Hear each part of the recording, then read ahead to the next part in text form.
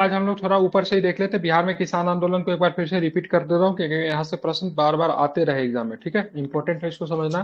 देखिए, प्रथम बिहार प्रांतीय किसान सम्मेलन की स्थापना, ठीक है, 1929 में, ठीक है, किसके अध्यक्षता में और कहाँ पे की जाती है, जरा एक बार हमें बता दीजिए। ठीक है, आत्मसंतुष्टि के लिए। सहजानंद। शाहजानंद सरस्वती की अध्यक्षता में कहाँ पे होता है? सोनपुर। सोनपुर। सोनपुर में होता है। दूसरा, दूसरा की बात करेंगे, दूसरा में कब होता है दूसरा? 34 में। ठीक है, 1934 में दूसरा होता है। पुरुषोत्तम दास टंडन इसकी अध्यक्षता कर रहे थे। इसका इंपोर्टेंट क्या है? तो इसका इंपोर्टेंट, खान अब्दुल गफ्फार खान अपने भाई के साथ मतलब यहाँ पे आए थे। ठीक है, कहाँ पे हुआ था दूसरा वाला? गया में हुआ था। पहला वाला सोनपुर, दूसरा वाला गया में। 34, 34 के बाद सीधे चलेंगे 35 में। 35 वाला हुआ था आपको हाजीपुर में। फिर इसकी अध्यक्षता की बात करेंगे, स्वामी सहजानंद सरस्वती की। इसमें इंपोर्टेंट क्या है? तो जमींदारी प्रथा हटाने का प्रस्ताव स्वीकृत किया गया था। ठीक है, 35 के बाद सीधे कहाँ पे चलेंगे? लखनऊ चलेंगे, क्योंकि अब यहाँ पे प्रांतीय से सीधे ये लोग क्या हो जाएंगे? ठीक अखिल है, भारतीय।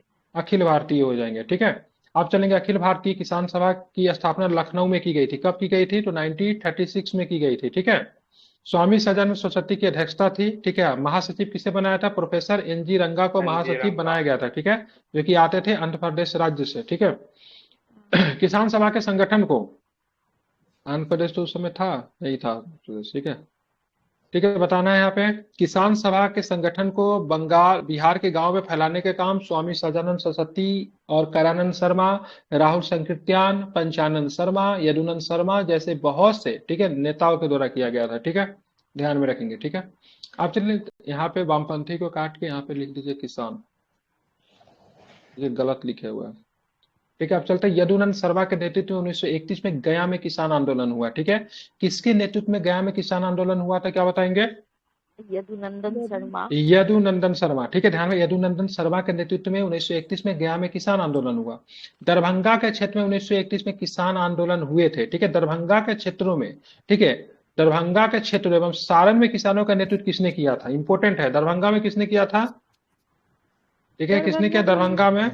तो यमुना कारगी ने किया था। ठीक है, यमुना इनके नाम कारगी। पे बहुत सारा आपको वो मिलेगा। ठीक है, यमुना कारगी, इनके कॉलेज वगैरह इनके नाम से। ठीक है, यमुना कारगी में। ठीक है, अनवारी क्षेत्र में किसानों का नेतृत्व किसने किया था? अनवारी में, ये राहुल ठीक है, राहुल संकीर्तन। संकीर्तन ने किया था। किसने किया था? ये सब नाम याद रखिए, खूब पूछता है। ठीक है, हो सकता है इसी में से सीधा सीधा पूछते। गया में किसने किया था? गया में, यदुनंदन शर्मा। ठीक है, गया में किसने किया था? तो गया में ध्यान में रखिए यदुनंदन शर्मा। ठीक है, गया में ध्यान में रखना यदुनंदन शर्मा। ठीक है, उसके बाद बात करते हैं राहुल संकीर्तन की। बात करेंगे तो राहुल संकीर्तन कहाँ पे? अनवारी क्षेत्र में। ठीक अंबाड़ी है, यमुना अंबाड़ी। कारगी की बात करें दरभंगा में। सारण में कौन थे? तो सारण में भी यमुना कारगी थे। ठीक है, बिहार प्रांतीय किसान सभा ने सभाओं, सम्मेलनों और प्रदर्शनों का भी आयोजन किया। 1935 ईस्वी में किसान सभा द्वारा जमींदारी उन्मूलन का प्रस्ताव पारित किया गया था। कहाँ पे पारित किया गया था जमींदारी उन्मूलन का प्रस्ताव? हाजीपुर। 1935 में। ठीक है, हाजीपुर। कहाँ पे? हाजीपुर में किया गया था। कहाँ पे? हाजीपुर में। अध्यक्षता कौन हाजीपुर। कर रहे थे यहाँ पे? अध्यक्षता कौन कर रहे थे? सहजानंद। सहजानंद स्वामी सरस्वती। सहजानंद सरस्वती कर रहे थे। ठीक है, इसी वजह से चंपारण, सारण, मुंगेर जिला कांग्रेस समिति ने अपने सदस्य गणों को किसान सभा के जुलूस में भाग लेने से क्या कर दिया? मना कर दिया। ठीक है, इसी वजह से चंपारण, सारण और मुंगेर जिला कांग्रेस समिति ने अपने सदस्य गणों को, ठीक है, किसान सभा में भाग लेने से मना करे। समझ रहे हैं ना? क्या समझे? जमींदारी जमींदारी, उन्मूलन प्रस्ताव की हाँ, वजह से। बिल्कुल। और कांग्रेस में जो बैठे लोग कौन थे? तो सबके सब जमींदार थे। इसलिए किसी किसान पार्टी को, किसी किसान संगठन को कांग्रेस का डायरेक्ट समर्थन नहीं मिलता। और कांग्रेस का नहीं होता काटो तो खून नहीं वाला कहानी, ये विरोध भी नहीं कर सकते थे और समर्थन भी नहीं दे सकते थे। विरोध करेंगे तो भी दिक्कत है कि किसानों की पार्टी है, आम लोग जुड़े हुए हैं, और समर्थन देंगे तो भी दिक्कत है, क्योंकि मतलब क्या है, कांग्रेस में ज्यादा तो लोग कौन बैठे हुए हैं? जमींदार लोग बैठे हुए हैं। ठीक है, मतलब हाँ ना की स्थिति यहाँ पे आपको देखने को मिलती है। इस परिस्थिति के बाद किसानों ने प्रत्यक्ष कार्रवाई का मतलब क्या चुना? रास्ता चुना, और उन्होंने अपना क्या क्या अखिल भारतीय बना लिया। ठीक है, नंबर 1935 में मोकामा क्षेत्र में बरहियाटाल इलाकों में जमींदारी उन्मूलन और बकासत भूमि को वापसी की मांग को लेकर एक बड़ा आंदोलन शुरू किया गया। तो बरहियाटाल में जो किसानों को जो आंदोलन जो शुरू हुआ था, जो कि जमींदारी उन्मूलन बकासत भूमि को वापसी को लेकर था, इसका नेतृत्व कौन कर रहे थे? करियानंद शर्मा थे बिल्कुल, वह। कार्यानंद शर्मा कर रहे थे। कौन कर रहे थे? कार्यानंद शर्मा कर रहे थे। ठीक है, बकासत भूमि किसे बोलते हैं? ठीक है, बकासत भूमि उसे कहते हैं जो मंदी या प्राकृतिक आपदा के कारण, लगान न देने के कारण किसानों से लेकर जमींदारों को दे दी गई थी, ठीक है। तो इस भूमि के वापसी की मांग की जा रही थी, ठीक है, ध्यान रखें, बकासत भूमि। और इसका नेतृत्व कौन कर रहे, बरहिया टाल से कारानंद शर्मा कर रहे थे, ठीक है। एक कारानंद शर्मा के भाई थे यदुनंद शर्मा, यदुनंद भाई नहीं, रिलेटिव थे कि क्या थे, लेकिन रिलेटिव थे, ठीक है। एक गया से नेतृत्व कर रहे थे, ध्यान में इसको रखना है, ठीक है। अब आते 1938 में चलेंगे। 1938 में पटना में एक बड़ी किसान रैली हुई जिसमें 1 लाख किसानों ने हिस्सा लिया था, ठीक है, ध्यान में रखेंगे। और गया जिले के रेवर में यदुनंद शर्मा के नेतृत्व में किसान मजिस्ट्रेट ने किसान मजिस्ट्रेट से यह घोषणा कराने में सफल रहे कि विवाद पर 850 बीघा जमीन काश्तकारों को मतलब क्या कर देगी, लौटा दी जाएगी, ठीक है। कितने जमीन थे, 850 बीघा जमीन काश्तकारों को लौटा दी जाएगी, ठीक है। ये घोषणा किसने किया था, ठीक है, किसके द्वारा घोषणा की गई थी, ध्यान में रखिएगा। तो यदुनंद शर्मा के नेतृत्व में किसान मजिस्ट्रेट से घोषणा करवाने में सफल रहे। कहाँ पे, रेवर में, कहाँ पे, रेवर जिला में, ठीक है, गया जिले के रेवर में, कहाँ पे, गया जिले के रेवर में, ठीक है, ध्यान में रखना है। अब बोलते हैं राहुल संकीर्त्यान, ठीक है। तो कहाँ से मतलब बकासत सत्याग्रह शुरू किया था राहुल संकीर्त्यान जी ने 1939 में, कहाँ से, अंबारी से। नाम इंपॉर्टेंट है, ध्यान रखिए, कहाँ से, अंबारी से। मतलब क्या किया था इन्होंने, ठीक है, बकासत सत्याग्रह की शुरुआत की थी, ठीक है। नाम, सारे नेता का नाम इंपॉर्टेंट है, ध्यान में रखिएगा। स्वामी सहजानंद सरस्वती, ठीक है, अपनी बातों को फैलाने के लिए किस पत्रिका के माध्यम से अपने बातों को फैलाते, जो कि किसान का प्रमुख समर्थन करने वाली पत्रिका थी। नाम क्या पत्रिका का, हुंकार। हुंकार। क्या नाम है पत्रिका का, पत्रिका का नाम हुंकार है, ठीक है। अप्रैल 1939 में आचार्य नरेंद्र देव की अध्यक्षता में गया में अखिल भारतीय किसान सम्मेलन का वार्षिक अधिवेशन किया गया, ठीक है। सबसे पहले 1936 में गठन हुआ लखनऊ में, लेकिन बिहार में जो इसका जो वार्षिक अधिवेशन जो किया गया, तो कब किया गया, गया में किया गया। कब किया गया, 1939 में किया गया। कब कब किया गया, गया में 1939 में किया गया अखिल भारतीय किसान सम्मेलन का वार्षिक सम्मेलन, ठीक है। ब्रिटिश सरकार का बिहार में भू राजस्व के बाद दूसरा सबसे बड़ा आय का साधन कौन था, अफीम था। ये अफीम कहाँ जाती थी, अफीम कहाँ जाती थी, चाइना में, ठीक है। ये अफीम को कहाँ पे भेजते थे, चीन भेजते थे, ठीक है। कहाँ पे भेजते थे, अफीम को चीन भेजते थे, जिनसे इनको आय की बहुत अधिक व्यवस्था मतलब मिलती थी, ठीक है। ध्यान रखिए। आप बिहार में किसानों की जुड़ी व्यवस्था के बारे में जाने, प्रथा, तो सबसे पहले मुंडा खुटकुट्टी व्यवस्था प्रथा थी। यह मुंडा जनजातियों में प्रचलित सामूहिक, ठीक है, सामूहिक भू स्वामित्व की व्यवस्था, ठीक है, जिसे इसको किस नाम से जानते हैं, ठीक है, मुंडा खुटकुट्टी व्यवस्था के नाम से जानते हैं, ठीक है। और इसी व्यवस्था में, ठीक है, इसी व्यवस्था में, ठीक है, इसी व्यवस्था में हस्तक्षेप करने की वजह से मतलब क्या शुरू हुआ, इसी व्यवस्था में हस्तक्षेप करने की वजह से क्या शुरू हुआ, तो मुंडा विद्रोह की क्या होती है, शुरुआत होती है, ठीक है, बिल्कुल, ठीक है। मुंडा विद्रोह की शुरुआत जो होती है इसी व्यवस्था के खिलाफ क्या होता है, शुरू होता है आपको मुंडा विद्रोह, ठीक है, ध्यान में रखेंगे। इसी को बाद में लाना पड़ता, सीएनटी लाना पड़ता। सीएनटी का मतलब क्या होता है, छोटा नागपुर टेनेसी एक्ट। क्या होता है, छोटा नागपुर, ठीक है, टेनेसी एक्ट। कब आता है ये, कब आता है, 1908 में आता है। कब आता है, छोटा नागपुर टेनेसी एक्ट कब आता है, संथाल परगना नहीं पूछ रहा हूँ, छोटा नागपुर पूछ रहा हूँ। छोटा नागपुर कब था, 1908 में आता। संथाल परगना एक्ट कब आता है, जिसको सीपीटी कहते हैं। सीपीटी कब आता है, सीपीटी किन्हीं को याद है, सीपीटी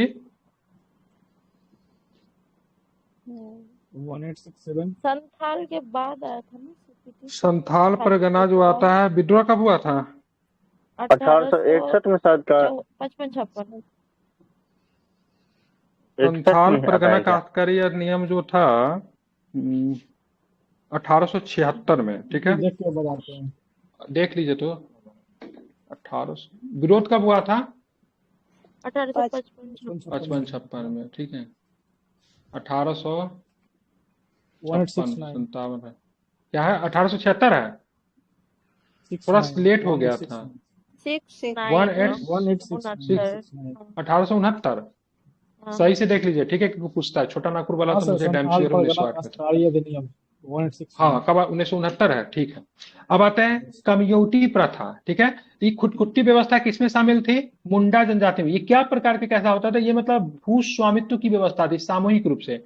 मतलब क्या होता था, जमीन का टुकड़ा चुने, ठीक है, चलो ये जमीन का टुकड़ा है, ठीक है, और वहां पे खेती करेंगे, तो सारे मुंडा समाज के लोग जो थे साथ में खेती करते थे, बड़ा हिस्सा को क्या करते थे, जला देते थे, वहां पे मतलब खेती करते थे, ठीक है। इसको बोलते खुदकुट्टी व्यवस्था, ठीक है।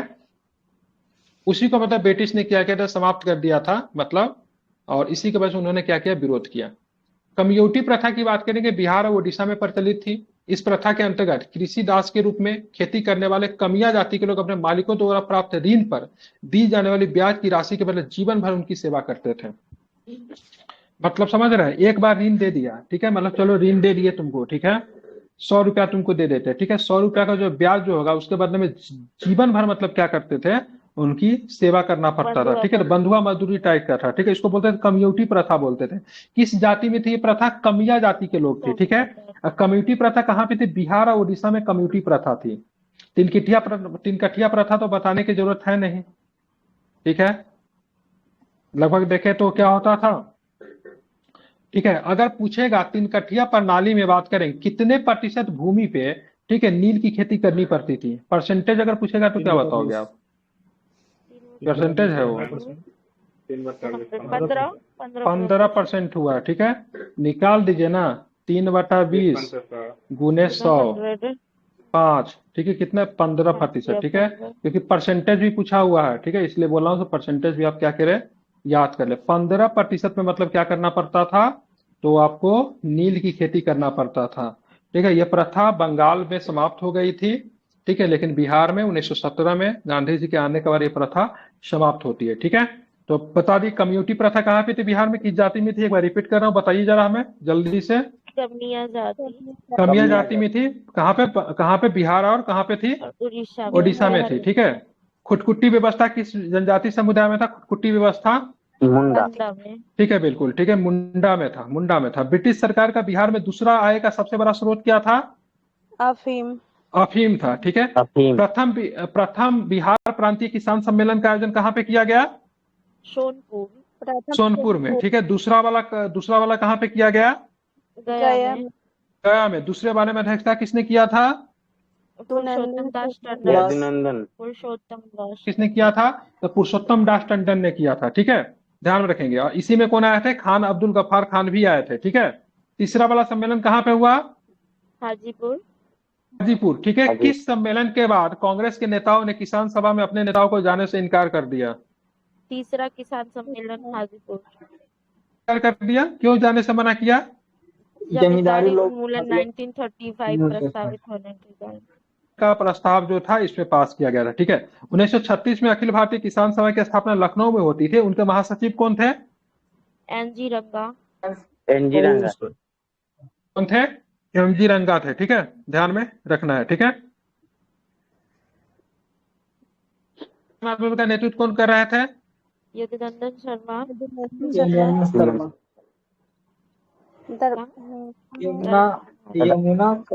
यमुना कारगी कहिए, ठीक है। सारण में कौन थे, सारण में राहुल कारगी थे, ठीक है। सर सारण ठीक है? अंबारी से ही तो राहुल संकीर्तन हुई थे ना, दरभंगा और सारण में यमुना कार्य थे, दरभंगा सारण। अच्छा अभी तो सारण ये के दोनों अंबारी जगह क्षेत्र थे, से राहुल दरभंगा सारण में किसानों का नेतृत्व यमुना कारगी लिखा हुआ है, ठीक है, जबकि अनवारी के क्षेत्र में किसानों का नेतृत्व राहुल संकीर्तन कर रहे थे, ठीक है, यहाँ पे तो ये लिखा हुआ, देख लीजिए, ठीक है। अब बात करते हैं आगे, ठीक है। जमींदारी उन्मूलन कब पारित हुआ था, 1935 में, हाजीपुर वाला में, ठीक है, बिल्कुल, ठीक है। अब चलते हैं आगे। बहरिया टाल से कौन नेतृत्व कर रहे थे, कार्यानंद शर्मा, बिल्कुल, कार्यानंद शर्मा जो थे बहरिया टाल से थे, ठीक है, बिल्कुल, ठीक है। अब बताना बकासत भूमि कौन से भूमि को कहते हैं, बकासत भूमि, जो भूमि किसानों से छीन के विभिन्न परिस्थिति में जमींदार को दे दिया गया।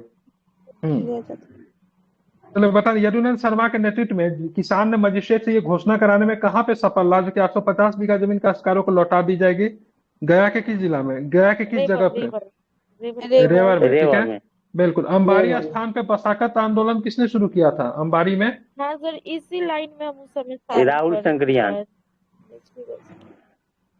राहुल संकीर्तन, ठीक है। यहाँ पे क्या लाइन में दिक्कत है, यहाँ पे क्या लिखा हुआ है, वो अनवारी 1931 लिखा का हुआ है, बात है, ये 1939 का बात है, ठीक है, ये 1931 में अनवारी है, ठीक है। ये कब है, ये अंबारी की बात करेंगे, ये कब है, 1939 में है, राहुल संकीर्तन।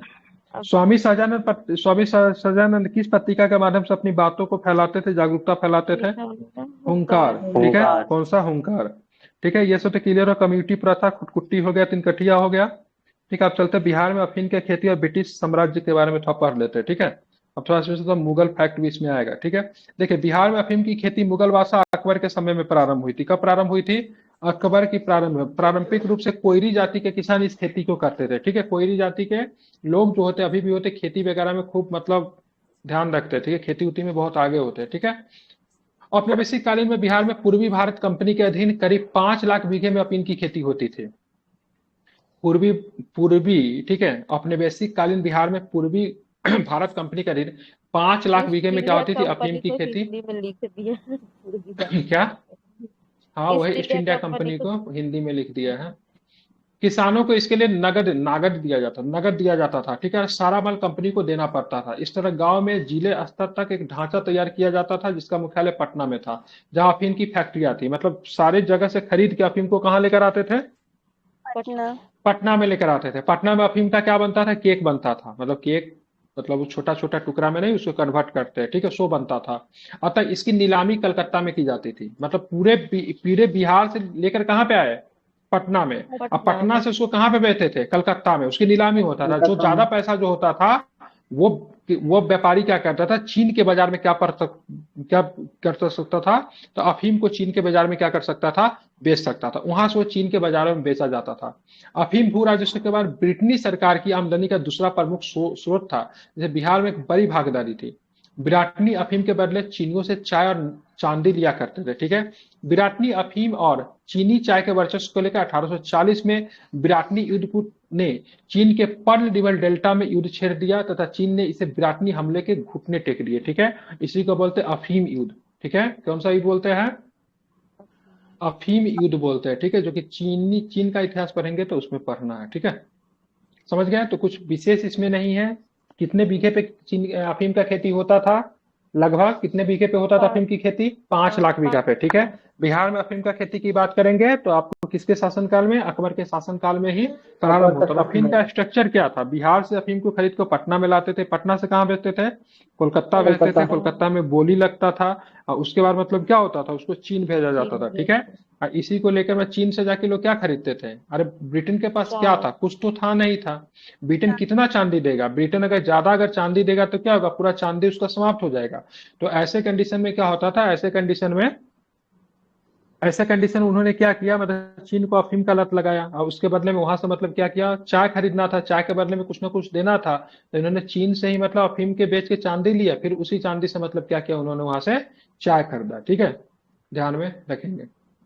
अब जब बिहार में वो भेज क्रांतिकारी की दिए हैं चरण सर। की बात करेंगे, राष्ट्रवाद, ये हम लोग कल के क्लास में पढ़ेंगे। ये हमारा बिहार में क्रांतिकारी राष्ट्रवाद पढ़ेंगे।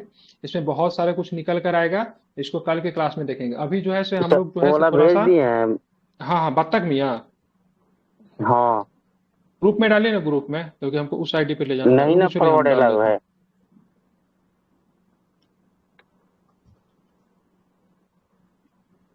हो गया।